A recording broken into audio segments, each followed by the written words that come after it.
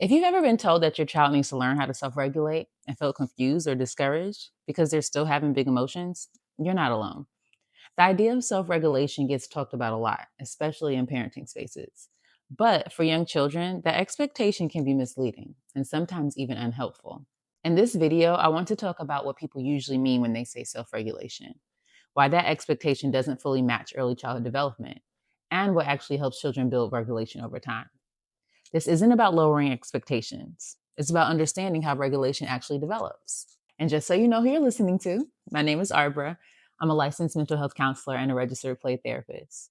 And most of my work focuses on supporting young children and their caregivers. A lot of what I share here comes from that work and from sitting with families in real life. When people talk about self regulation, they're often referring to a child being able to calm themselves down, manage their emotions, and stay in control without much adult support. That idea tends to make sense when we think about adults or older children. But in early childhood, that expectation doesn't reflect how development actually works.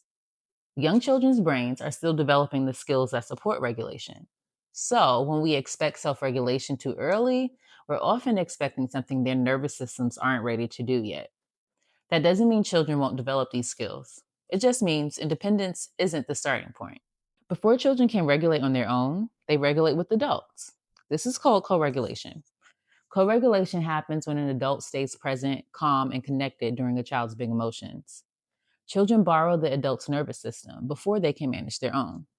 Through repeated experiences of being supported, soothed, and understood, children slowly build the internal skills needed for regulation. Co regulation isn't a detour, it's the path. When children have big emotions, it doesn't mean something is wrong.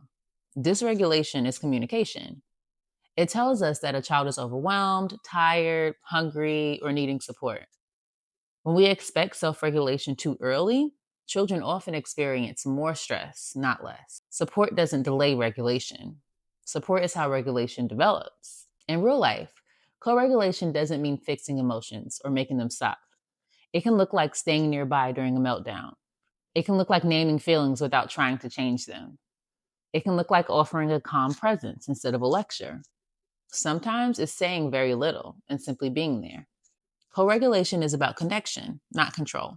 Many parents worry that helping too much will prevent independence. Others worry they're reinforcing bad behavior.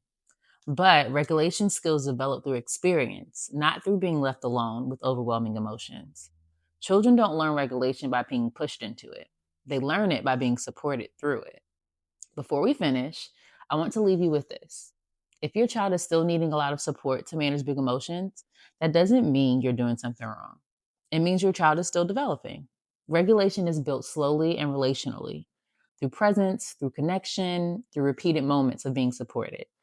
Self regulation isn't something children are expected to arrive with, it's something that grows over time within relationships. Thank you for being here, and thank you for taking the time to think about your child in this way.